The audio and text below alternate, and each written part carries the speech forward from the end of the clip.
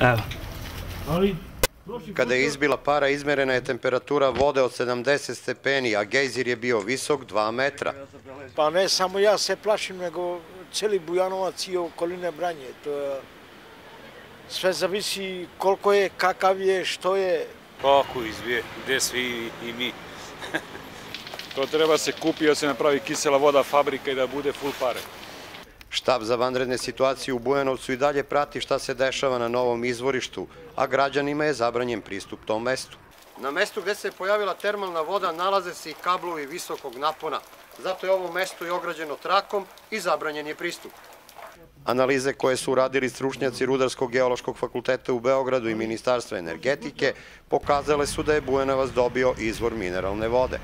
Opština Bujanovac kao teritorija leži na termalnim i mineralnim vodama i sa druge strane naša je obaveza da pokušamo da to što više i što bolje ispitamo, jer na kraju krajeva mi kao opština možemo i da očekujemo da u daljem budućnosti možda imamo čak i neke ekonomske koristi od ove pojave.